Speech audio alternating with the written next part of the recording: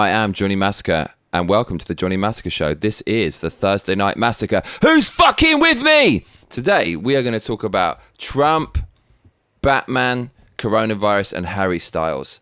That sounds like a very disparate cast to some kind of clickbait porn movie. Let's start with Trump, shall we? So, wow. This is going to be a long Johnny Massacre show. So, Trump, what is going on?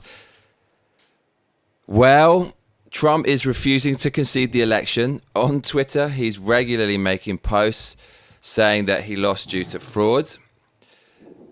Biden has not officially been announced as the president yet because they're still counting votes in various states, some of which will come in this week and some of them will be delayed until December. Now, there's a lot of talk regarding fraud. Let's go into the fraud shit. So, the voting machines, some of them are known as Dominion machines, and there's a lot of controversy about that online. Feel free to check it out yourself. If you look at it on Google or some of Twitter, it's kind of difficult to find because they're liberal companies and they don't want to show you any of this stuff. But there are rumors that Dominion voting machines are compromised and are shit. So that is a big thing. You might want to check that out online. Texas, for example, before the election, they refused to use Dominion voting machines because they said they're shit and they're easy to hack. So make of that what you will. That is a fact. So before the election, a security expert known as Russ Ramsland, he also called it out. This is before the election. You can find it online. We can have a look if you want. Let's see what this security expert is saying about these voting machines, just so I can give you some context and so you know kind of what people are talking about and shit like that. Here we go.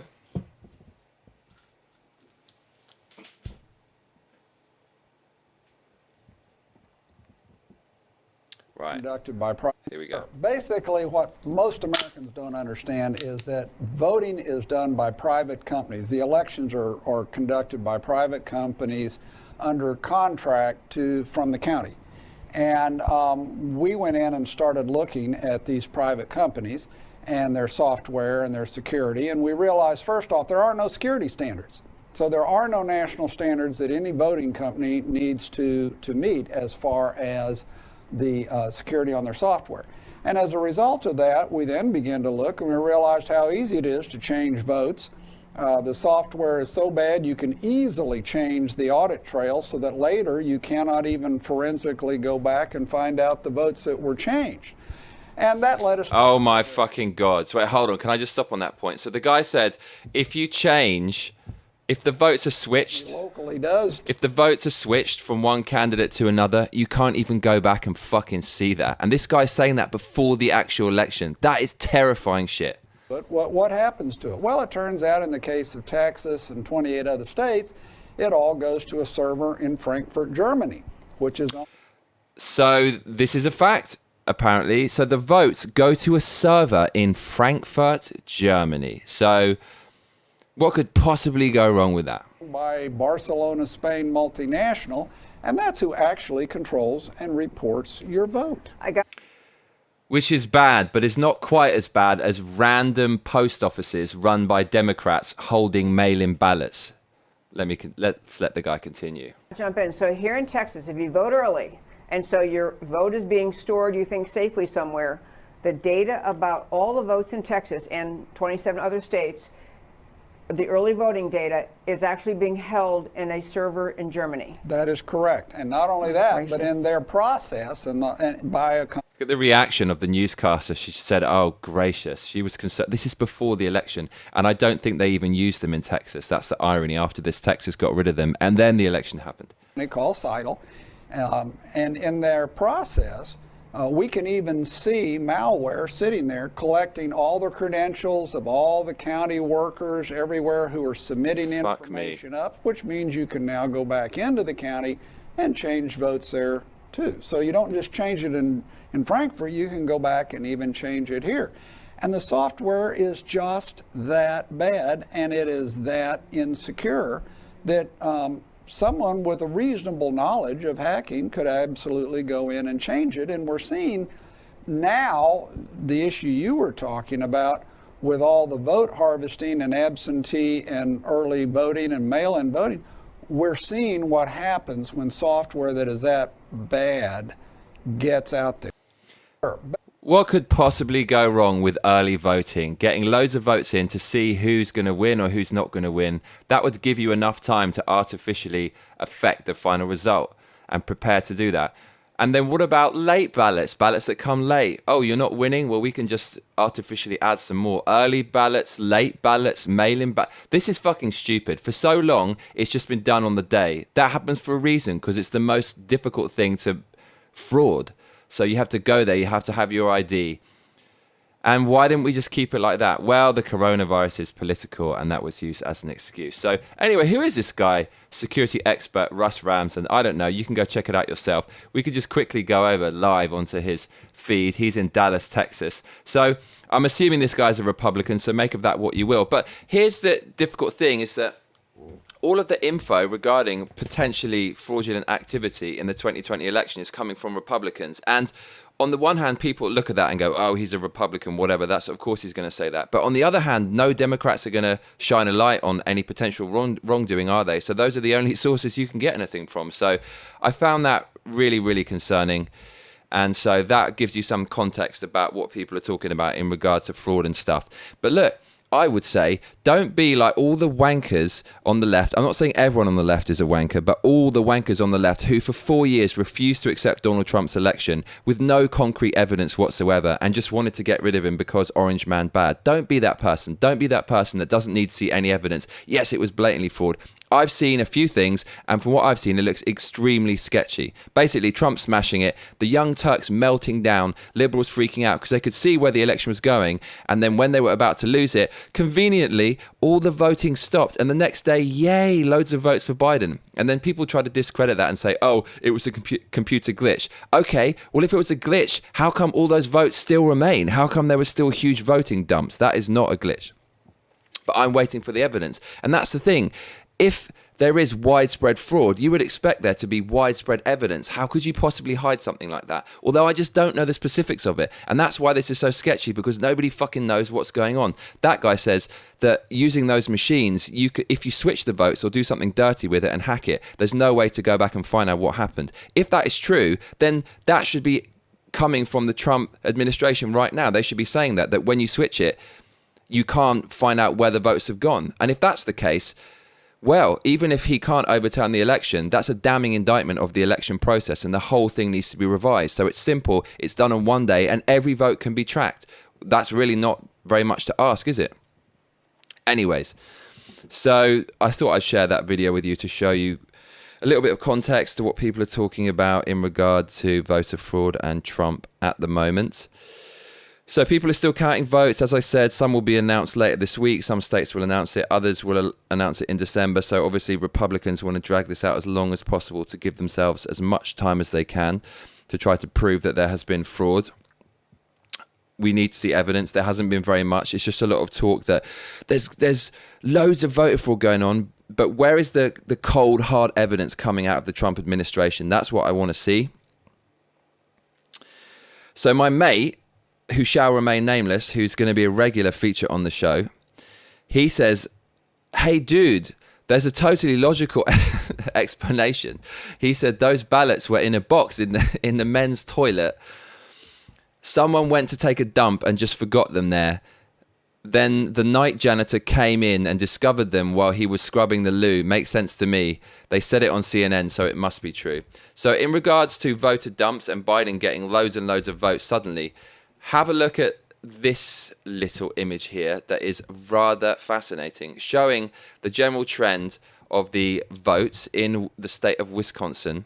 And then overnight, magically, when Joe Biden needed loads of votes, they all suddenly appeared at the same moment from the men's toilets, like my mate says. So here we go. November the 3rd, you can see all the votes.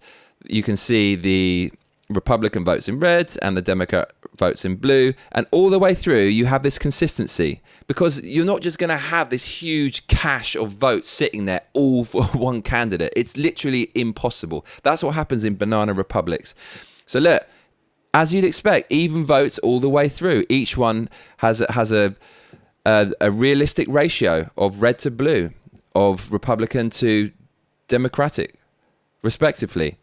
And then, with Trump leading, suddenly, oh, look here, right at the end, 143,000 Biden votes. Nothing to see here, people. Nothing suspicious at all. Just showing you the data. In my opinion, if Democrats really believed what they were saying, that there's no fraud at all, they'd, with open arms, they'd welcome a recount. They'd say, sure, come in, count them all, count them 1,000,000 times over because we won. And I would want people to have faith in the election. I wouldn't want 70 million Trump fans to believe that they actually won. So I'd say, fuck it, recount it. Recount it as many times as you want because we won. We've got nothing to hide. Why are they not doing that? And why are individual counties trying to block people from viewing the recount of the votes? Well, what the fuck is this shit? And how is this accepted?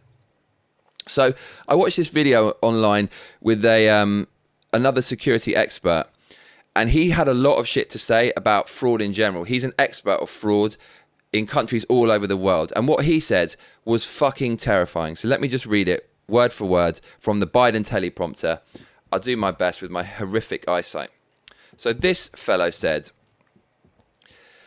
when fraudulent activity occurs globally, one party holds back a lot of ballots in an area where they have a lot of ballots. They look where the count is in the rest of the state. Then suddenly, magically, a whole bunch of ballots suddenly pop up that just barely overcome the number of ballots that have been reported in the rest of the state.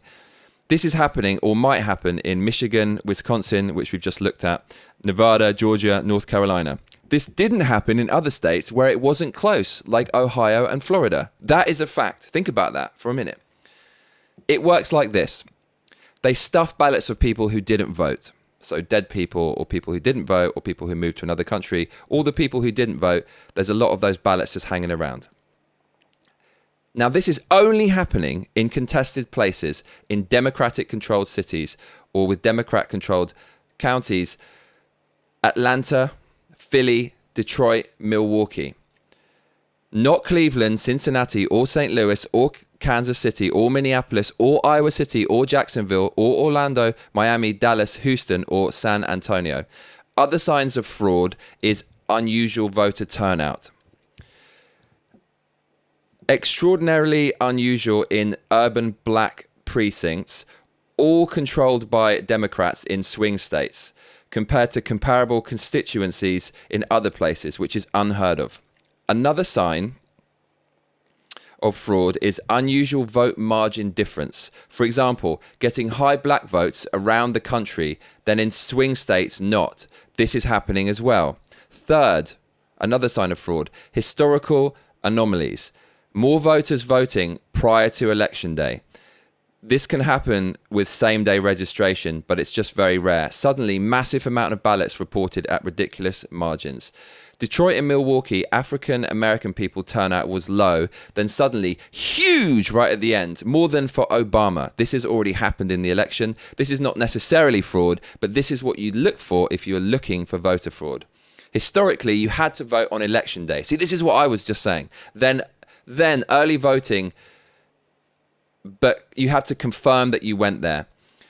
If you had an absentee ballot, you had to request it. You had to fill it in privately and send it back, and only you could send it, and the signature would be checked against yours. All of those checks were scrapped for this election. Pennsylvania, Nevada, etc. allowed ballots to come in after election day. That was not supposed to happen in Michigan and Wisconsin. Not clear why it did happen. If you commit fraud, you don't want people to see it. Bring in a bunch of ballots. You need a way to bring them in when nobody sees. The safeguard against that has been removed in Milwaukee, Detroit, and Atlanta, where people can get the mail-in ballots later. The last tiny safeguard there was removed. You used to have this rule for observing how mail-in ballots are processed, but that's all been removed. All the safeguards were removed. And this election was, you could argue that it was designed to be stolen. Whether Trump can stop it happening, of course, is an open question. Do you have any confidence in the election officials? A lot of them are these places where the ballots are being counted are governed by Democrats, and you just have to look on their Twitter. where they're just saying orange man bad, orange Hitler and stuff like that. Those people are in charge of counting ballots, which is great. And a lot of the local officials are Democrats. A lot of the ballots are counted by county employees who are really passionate, very political. If this is legit, why is there so much chaos? The system shouldn't be able to be conned, right? It hasn't before. If anyone looks at this and has no questions, that's up to you. Even winners should ask that. It's not fishy if it undermines a legit victory. So that's what this expert said. That really put things into context, and I'm just trying to give you as much context as possible to what people are talking about in regard to voter fraud and this current election. So now we're going to start delving into conspiracy theory territory, because why not? Let's just have a look at it anyways. So I heard this before today when my mate reinforced this, but he mentioned to me that a voting machine was obtained by the Trump administration and somehow it was taken forcefully by the US military, which is kind of fucking crazy. And apparently that happened overseas. So let's see if we can find this news article about this election machine being taken by the US military. And then we can try to work out exactly what the fuck is going on. So, okay, I've got it here. So, first of all, if you search for this online, the search results are rather telling. So I searched for this on Google, and look what happens. Google being hard leftist company. And you know, censorship is a hallmark of the left right now. Censorship is horrible. That is, you can't say what you want. You can't even do what you want. If you try to do that, you'll be gagged. It's horrible stuff, but the left are famous for it. So I searched for this voting machine on Google, and this is what comes up. What $4 million will get you? Resort-style Dominion estate overlooking hill country. So there is not one news article on this anywhere on Google. And usually there's a few little things at the bottom of the barrel you can dig out, you can fish out. But with this, there is absolutely nothing. You're not even allowed to look at it yourself and make up your own mind because you're too stupid and the left know better than you. That's a hallmark of the left. They think they know what's best for you and they want to tell you how to think. If you search on DuckDuckGo, look at this. Every single entry is about these voting machines. Whether it's right or wrong, why aren't people trusted to make up their own minds? And the people who are deciding who can and cannot be trusted to make up their own minds, who the fuck are they? It's soy milk, soy latte himself, Jack Dorsey and co. over at Twitter, Google, and whatnot. So let's kind of start delving into this. And I would say it is in conspiracy theory territory. So my mate who will remain nameless, we should give him a special name. What do you think it should be? Can you leave a comment in the box below? My mate who will remain nameless, who doesn't ghost write this show, but we chat about politics and rant about it. We both support Trump, and I often use a lot of his material and read it out. What should we call him? He sent me this video, so now we're going into conspiracy theory territory. Bear that in mind. You make up your own mind. I'm not telling you what to think. I'll tell you my opinion on whether this is potentially true after we watch the video. Let's do this. U.S. Army forces went into Seidel and grabbed their server. There's some that believe... So he's saying that they went over there, the U.S. military, and grabbed a server because I guess what he's saying is America, the Trump administration wants to know if the election is rigged. So they want to get their hands on one of these machines where the votes are being stored to try to, I guess, deconstruct it and work out if and where and when there was any fraud. This is the U.S. intelligence that manipulated all this. New reports claim the real results of the 2020 U.S. election were found on a computer server that was seized by the U.S. military in Frankfurt, Germany. In a recent tweet, a Virginia congressional candidate shared an electoral map that's allegedly based off of this data from that server. So this is saying that the information from that machine says Trump won in a landslide, 410 to 128. It even shows that California went red and California voted for Trump, which is just fucking mad. So this seems very far-fetched, but it's really interesting. My friend, he sent me some data about how the election process has gone in ratio to Democrats and Republicans in the last 30 or so years. It's really, really interesting to see. So I'd like to show that to you now. I'm just bringing up my chat application and I'm going to open the image for you. So this is the image in question. So in 1972, every fucking state apart from one voted Republican. 1976, it was split pretty much down the middle. 1980, mainly Republican. 1984, mainly Republican. 1988, mainly Republican. And then from 1992 onwards, it started to really, there's a lot of Democrats, people voting Democrat. And my friend says, who will remain nameless, said the reason for this is from 1992 onwards, that's when there's been such a large influx of immigrants and they all vote Democrat. So no wonder that Democrats are so diverse and are all about diversity and inclusion, because they just want your vote, and immigrants are more likely to vote for Democrats in certain states and counties. So that's what my friend says. Make of that what you will. Anyways, going back to this conspiracy about this voting machine being stolen. Apparently, according to the conspiracy, Trump won 410 to 128. Personally, I don't believe it. It just seems way too far-fetched, but have a look at it yourself and make up your own mind. It shows a landslide victory for President Trump with a 410 electoral college vote, including liberal strongholds California and Minnesota. Congressman Louis Gohmert, you just heard from him there. He says the real election results were stolen through vulnerabilities in the Dominion voting system. Okay, so that will go on and on and on. You might want to search for that on YouTube. Search for 410 electoral votes for Trump military raid on Sytl, SYTL. So for me, that's just way too far-fetched. There's no fucking way California are going to vote for Trump. Although California voted Republican before 1990. Can you believe that? You just saw the info, right? So now we're touching on conspiracy theory stuff. So I'm showing you the far end of the information, the radical end, you might want to call it, of the information regarding potential fraud. And the previous information doesn't necessarily have to have anything to do with that. I'm just trying to show you the whole spectrum. So with that in mind, my friends, all I'm going to say is, if that is true, that conspiracy, it's probably the biggest, well, at least one of the biggest scandals of all time in American, let alone world history.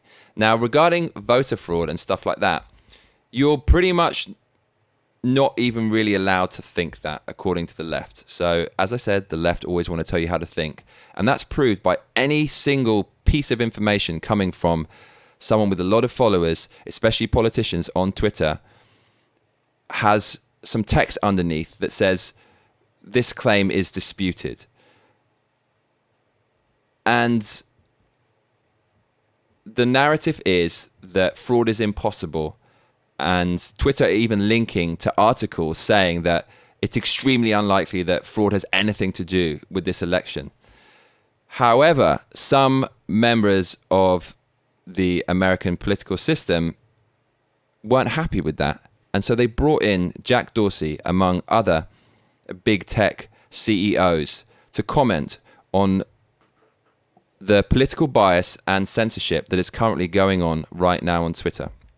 So I want to show you a video that is fucking glorious of Senator Ted Cruz questioning CEO of Twitter, Jack Dorsey, about voter fraud, and specifically asking him why the hell his organization is putting a subheader underneath everything that Trump is saying or anything anyone is saying about fraud in an Orwellian fashion. That's what happens in George Orwell's 1984.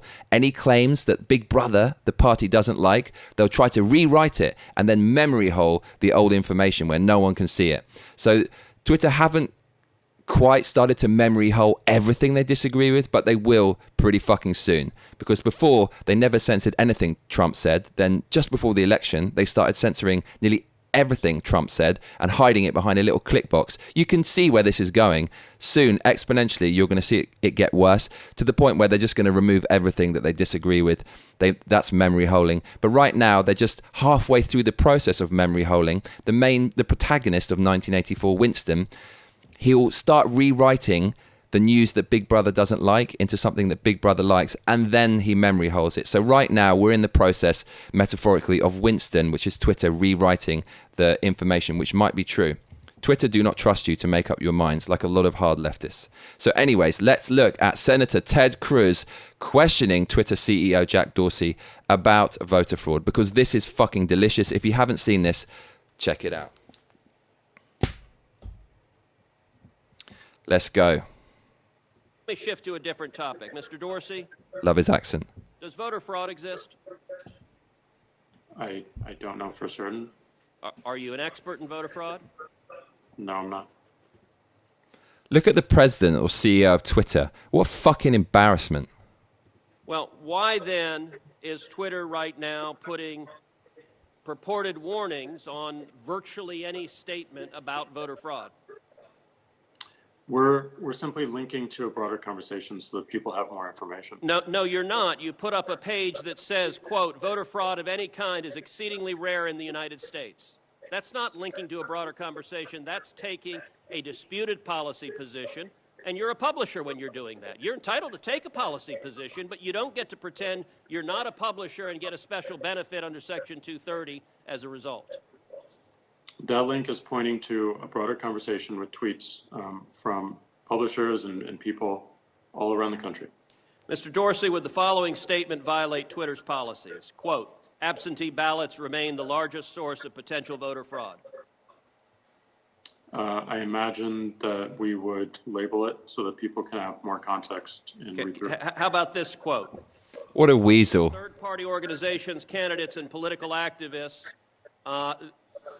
Voter fraud is particularly possible where, quote, third-party organizations, candidates, and political party activists are involved in, quote, handling absentee ballots. Would you flag that as potentially misleading?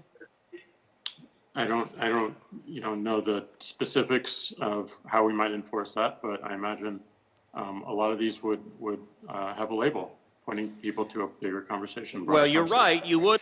We have a label pointing people to a bigger conversation. No, you have a label trying to rewrite facts and establish your narrative at the expense of any diversity of thought whatsoever. What a fucking weasel. This guy should work in politics. Label them because you've taken the political position right now that voter fraud doesn't exist. I would note both of those quotes come from the Carter-Baker Commission on Federal Election Reform. That is Democratic President Jimmy Carter and former Secretary of State James Baker. And Twitter's position is essentially voter fraud does not exist. Are you aware that just 2 weeks ago in the state of Texas, a woman was charged with 134 counts of election fraud? Are you aware of that?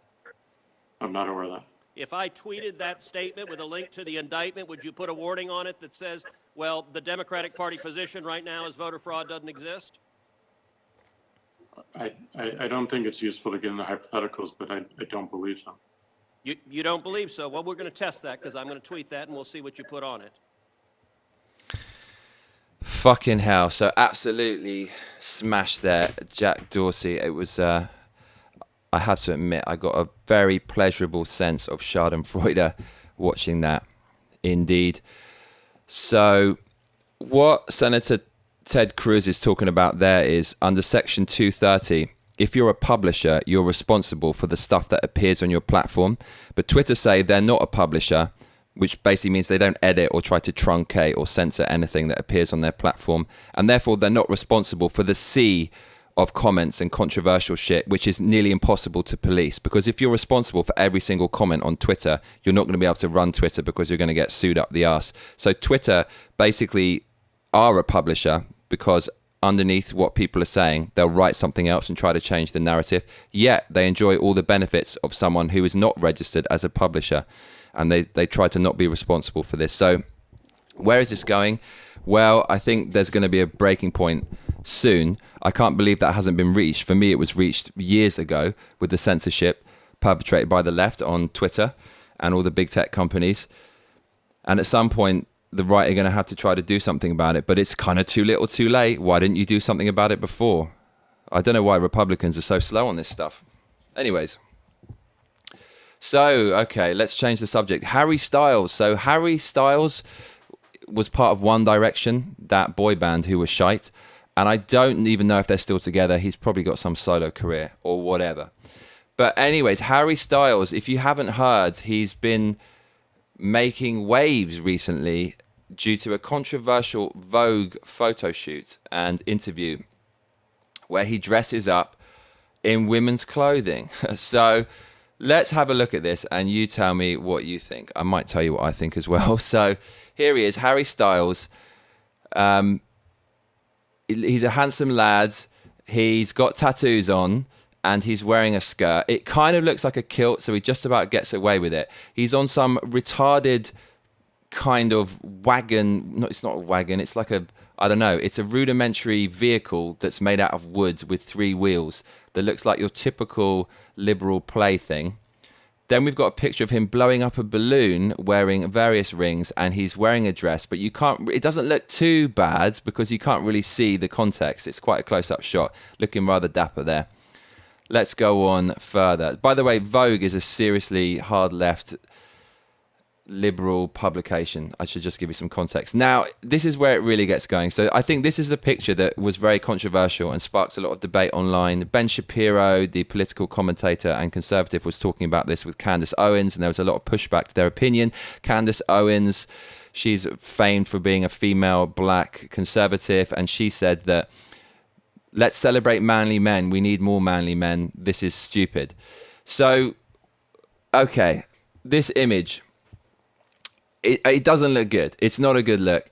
If you wore that out as a man, people will laugh at you. People will absolutely laugh at you and rip it out of you. The problem with it is it's just so overtly feminine. The dress itself, it's got all these motifs on it, and it's got a lace build, and it's got all these frills and stuff, which are very feminine and cute. And I mean, the guy is quite rugged. You look at his jaw, he's got a very rugged jaw, and trying to juxtapose that with this, I mean, it's interesting purely from an aesthetic viewpoint because you don't really see stuff like that, but it doesn't look good, and it looks a little bit silly. I'm looking for tits, but there aren't any tits. I mean, if he worked out a bit more, he could kind of meet my expectation halfway, but overall, it just looks really stupid. But he's going to be celebrated for that, and he is on the left because they're obsessed with intersectional politics. They're obsessed with gender and how gender's fluid and all this stuff, and it just helps build their narrative and gives them more fuel to their ideology that they use to kind of net people in and drag in new subscribers, if you will, new cult members to the liberal cult. And if you live in a liberal bubble like Harry Styles does, he's going to be fine. Like, all the attention and controversy is going to be great for him. He'll be defended by everyone. The left controls the media, the newspapers, the online outlets. They control Hollywood, they control the music scene, and now they pretty much control America. And so he's going to be defended by everyone. So from a strategic viewpoint and from a career viewpoint, it's only going to help him, and there's no such thing as bad controversy. So strategically, I don't think it's actually the most stupid thing he could have done. But when he's old and he's looking back, is that how he wants to be remembered? Will that go down as a noble and brave thing that he did? Of course not, because for the reasons I just explained, everyone's going to give him a pat on the back. What would be a noble thing to do is to come out and refuse to do that and write an article about why you refuse to kind of kowtow to the liberal mob and explain why being manly is important, because men fucking fight wars and have given the liberals that freedom that they are now enjoying and distorting at will. My opinion is the kind of women who like that are the kind of women who like weak men. So the kind of girls you'll attract are going to fucking boss you around and put you under their thumb because men like that are agreeable. You know, Vogue came along and threw it on him and he's just said, oh, okay, I'll do that. He's English, right? English people can be quite agreeable. And men who are agreeable just attract those predatory women who will boss them around. For example, in 2016, when Trump won the election, I went to a YouTube meeting with all creators, and that was the first and last one I'll be going to. That's when I realized that the left had gone mad and I wasn't part of the left anymore. And at that meeting, there was a guy sitting next to me, and he had his nails painted. And I looked at him and I said, "Oh, you got painted nails. Why'd you paint your nails?" And he said, "Oh, you know, like my girlfriend just said, why don't you do that?" And I was like, "Hey, like, why not? Why not?" And it goes back to what I said about men being agreeable. The women treat men like a plaything, like a toy. They manipulate, and the man just kind of goes along with it. His bird asked him. He just went with the flow. Men like that are kind of indecisive. And I think women in general don't like that. Women, in my opinion, don't like indecisive men. They don't like weak men. They like men who are strong, who can take care of them and themselves, and who are decisive. So that's Harry Styles. People are going mad about it. There's more pictures. You can check it out yourself. Just search for it on DuckDuckGo. So next up, coronavirus. Do we have to talk about coronavirus? Okay, let me try to blitz through this as quickly as possible. So my mate, who shall remain nameless, who you're going to name in the comment section below, sent me an article with the top pathologist who said coronavirus is the biggest scam ever. So I'm going to read you some of this article and let you know about what this fellow is saying. So top pathologist Dr. Roger Hodgkinson told government officials in Alberta during a Zoom conference call that the current coronavirus crisis is the greatest hoax ever perpetrated on an unsuspecting public. Hodgkinson's comments were made during a discussion involving the Community and Public Services Committee, and the clip was subsequently uploaded to YouTube. Noting that he was also an expert in virology, Hodgkinson pointed out that his role as CEO of a biotech company that manufactures COVID tests means I might know a little bit about this. He says, there is utterly unfounded public hysteria driven by the media and politicians. It's outrageous. This is the greatest hoax ever perpetrated on an unsuspecting public, said Hodgkinson. The doctor said that nothing could be done to stop the spread of the virus besides protecting older, more vulnerable people, and that the whole situation represented politics playing medicine, and that's a very dangerous game. I agree with that. Obviously, nothing can be done to stop this virus. We're told how we need to lock down. It was 2 weeks. If that would have stopped the virus, then we wouldn't be locked down anymore, but countries repeatedly locked down because, like this guy says, obviously nothing can be done to stop it. Wear masks, social distance. We do that, and the virus is still coming back. So I agree with what he said. He said politics playing medicine is a very dangerous game. And I think that's a key point. So in my opinion, the reason why all these lockdowns are happening is because even if there's a few deaths, one political party, the one in power, will be blamed by the other party for those deaths. They will use that as a stick to beat them with. And those politicians would rather lock down the country and tank the economy than lose power. And I think that is what you are seeing. I think that's almost undeniable because America is the grandest political stage and theatre of them all. And pretty much the central tenet of Biden's attack on Trump was, you killed all those people because of coronavirus, when he didn't. And they would have obviously died anyway if you look at the statistics all around the world for countries infected with coronavirus, which is all countries. So if Biden does that and it's used as a political strategy, any political opponent will do it. So politicians feel, okay, even if 6 people die on my watch, or however many people die, I can't give the other side a stick to beat me with, so let's just lock down. And that is a very dangerous game, and I do agree with what this guy is saying. Hodgkinson goes on. He remarked that social distancing is useless because COVID is spread by aerosols, which travel 30 meters or so before landing, as he called for society to be reopened immediately to prevent the debilitating damage being caused by lockdowns. Hodgkinson also slammed mandatory mask mandates as completely pointless. Masks are utterly useless. There is no evidence base for their effectiveness whatsoever, he said. Paper masks and fabric masks are simply virtue signaling. They're not even worn effectively most of the time. It's utterly ridiculous. Seeing these unfortunate, uneducated people, I'm not saying that in a pejorative sense, seeing these people walking around like lemmings, obeying without any knowledge base to put the mask on their face. The doctor also slammed the unreliability of PCR tests, noting that positive test results do not underlined in neon, mean a clinical infection, and that all testing should stop because the false numbers are driving public hysteria. Hodgkinson said that the risk of death in the province of Alberta for people under the age of 65 was 1 in 300,000, and that it was simply outrageous to shut down society for what the doctor said was just another bad flu. I'm absolutely outraged that this has reached this level. It should all stop tomorrow, concluded Dr. Hodgkinson. Hodgkinson's credentials are beyond question, with the Med Mal Doctor's website affirming his credibility. Now, the website that posted this, you could argue, is a hard right website. It is run by Paul Joseph Watson.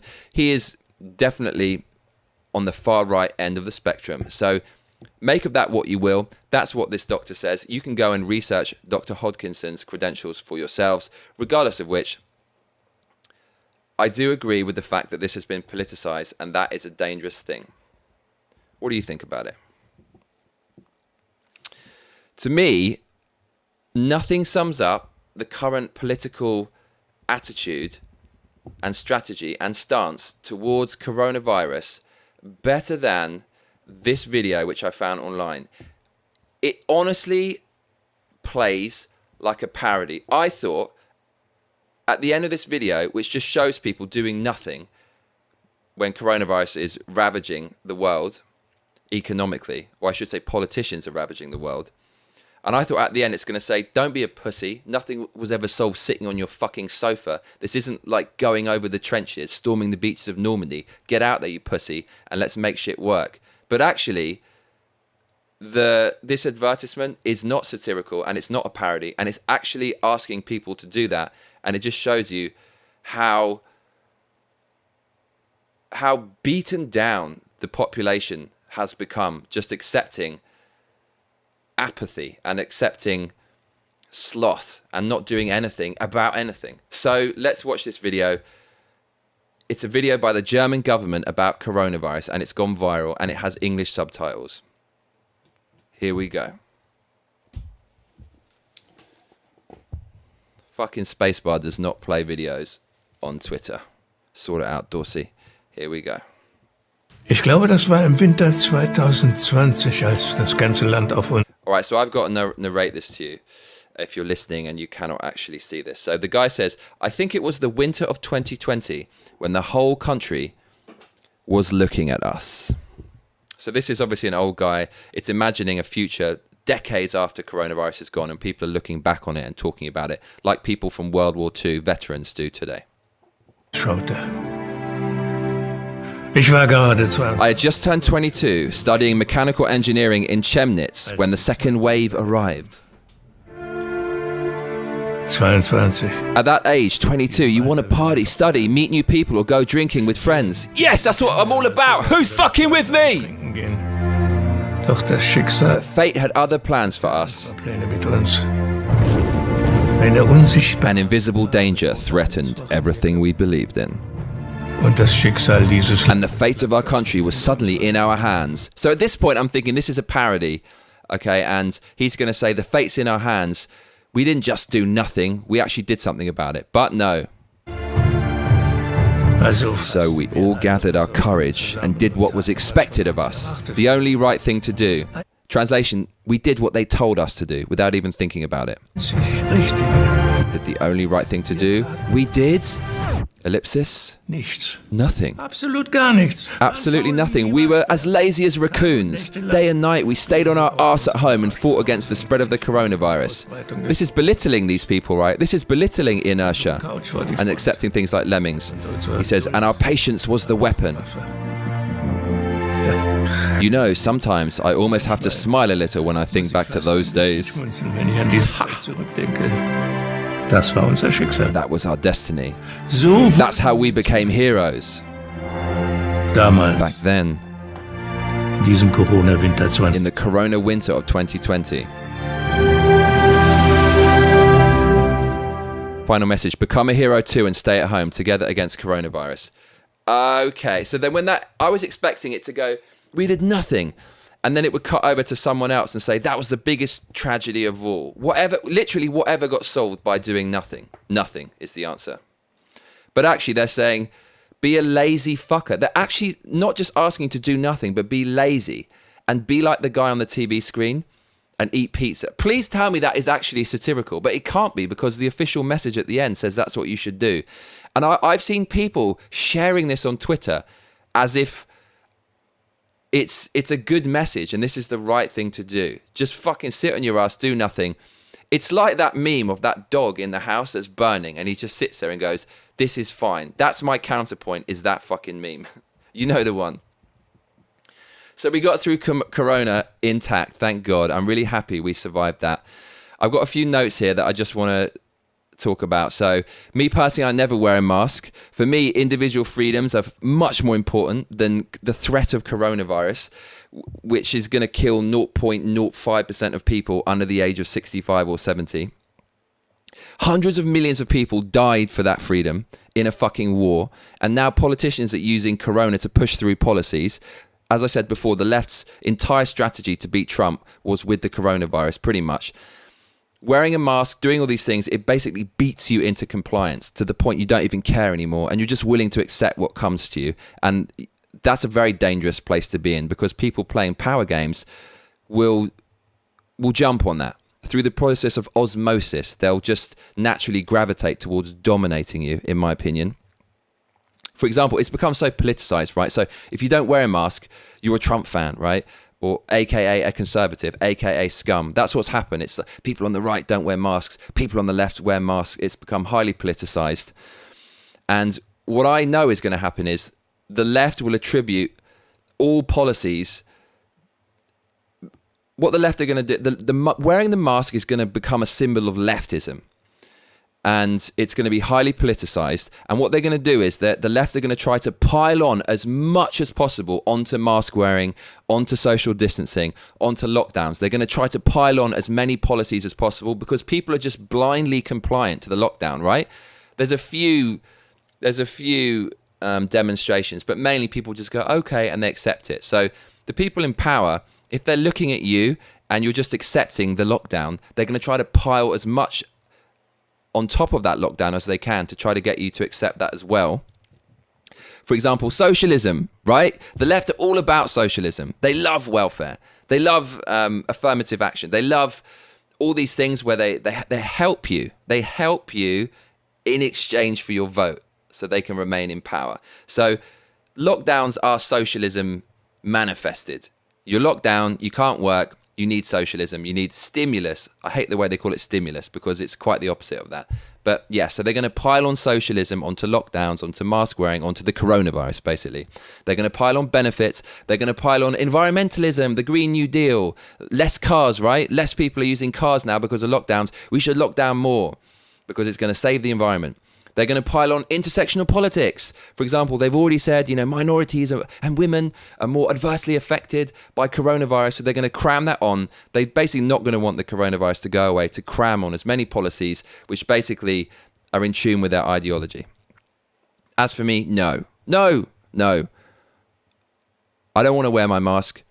I would rather have a very, very, very small, albeit realistic chance of catching the coronavirus and have no anxiety about it and live my life as normal than have no chance of catching it, but have a lockdown and live under a fascist regime.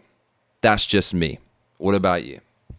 Okay, so we've got through all of the political stuff in one piece. This is amazing. So I get to talk about something fun. Yay. Batman, I fucking love you, Batman, I love you. And I can't wait for your movie. I said it as if Batman's a real person. I love Batman. And guess what? You know when you get personalized ads and shit, they're always really annoying. I think they're kind of getting better these days. Is it just me or personalized ads getting better? Because I've seen another one recently that I quite liked, and I saw one today. It fucking got me. Batman chair. I saw a Batman chair. It's like a gaming chair, but it looks like something Batman would have in his fucking Batcave. So I am massively, massively hyped about this. I saw it on Insta. And I want to show you this Batman chair. What do you think? Let me know in the comments. Has my affinity for Batman blinded my sensibilities, or is this genuinely an awesome chair? I'm now giving them free promo because they got me with their targeted advertising. It's the Secret Lab Omega chair. You set your height and your weight, and I think they customize it. There it is. Look.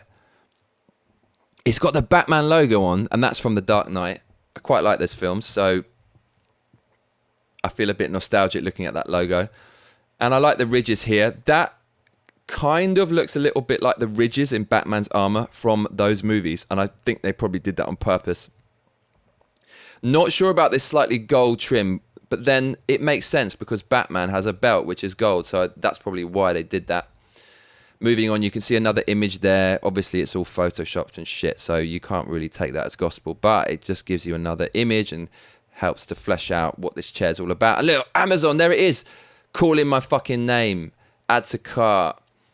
It's about $570, so I basically won't be buying this. But I will accept it as any gifts from watchers, or if you tune into my live show when I go live, you want to donate, you could donate. I made you guys, as those YouTubers say, blessed me with about $120, $150 worth of donations on my last live show. So if you keep coming back and donating, I'll actually buy this chair with your donation money, and then you can just not see it because I'm sitting on it on every single future Johnny Massacre show. But that would be awesome. So that was good. Now I'm thinking it might be time for some Massacre music. I've got a song that I want to play that's really cool. Now this is where I demonetize my show. This is how I prove I am real. The desire to share something with you and play some music and have a little dance and have a little groove outweighs my desire for money. So any tiny little bit of profit I'll get from you clicking on ads from this show will now be totally thrown down the shitter because I'm going to play someone else's music and they're going to get all the money from that instead. But I am so real, and you know that already, and that is why I guess you're tuning in and locking on to this show. So, okay, let's listen to it. This song is called So Hooked on Your Lovin'. It's by Selace, and that is one half of Basement Jaxx. So Basement Jaxx, the British electronic music production duo, I believe, who had a string of hits in the 90s and noughties, as they say, came with a new moniker called Selace. And I think Mousse T's the singer. I hope I get that right. They were on some 90s shit as well. And they came with this house banger. It's so fucking funky. My cousin, who you might have seen on a previous Johnny Massacre show when we discussed Star Wars, when are you coming back on the show, Wuzzin? He hooked me up with this tune because we have a collaborative Spotify playlist. So I'm going to play it now. And I'm going to share this with you. And it's time to turn up your fucking speakers and have a little bop with Mr. Massacre himself. Here we go.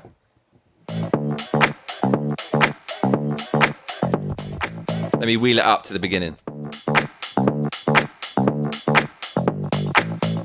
And because I'm a music producer with a lot of experience, I'm going to interrupt at various points, maybe talk about the quality of the production and just tell you how I'm feeling, which is fucking good! Who's fucking with me? The drop is orgasmic. It's like a dam building up and it's just splitting, and all the water just comes out like a tsunami.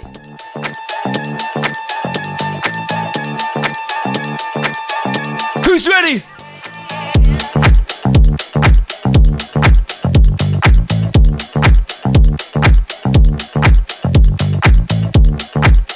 That's so funky. It's so funky. That little shaker. Now check the chords. Oh, chords coming in a minute. What really makes this is that syncopated shuffle that's kind of off to the right. That's what gives it a really unusual, weird shuffle and makes these syncopated sub-rhythms. That chord is dirty!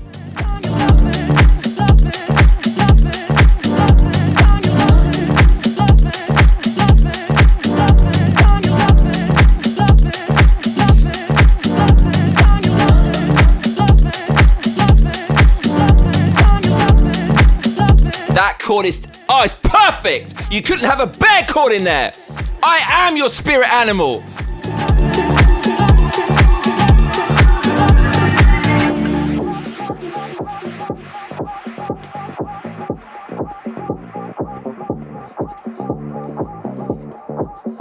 And then check out this, okay, I'm not going to be the guy who ruins what happens next in the movie, just listen.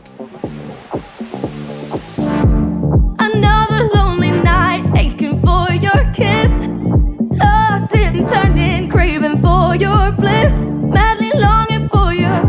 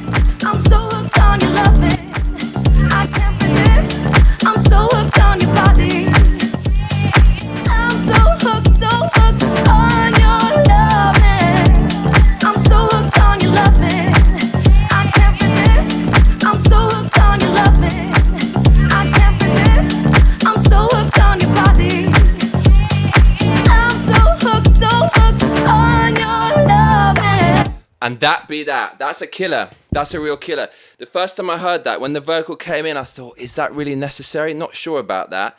They could have smashed it more. But then, yeah, I'm more about the aesthetic of it and the actual sounds. And I kind of usually gloss over the lyrics and focus on the production. But if you listen to the lyrics, yeah, that works. I've been there. I've been on the dance floor feeling that. So, wicked tune. Fuck, I'm all sweaty now. Really pumped up over that one. That is called So Hooked on Your Lovin' by Selace and Mousse T. Wicked fucking tune. And, wow, that's about it for today. I've been Johnny Massacre, and I tell you what, mate, you better be back for the next episode. Otherwise, I'll be coming around your house. Make sure to like and subscribe and hit that notification bell, because that is what all those other cunts tell you to do. Layers.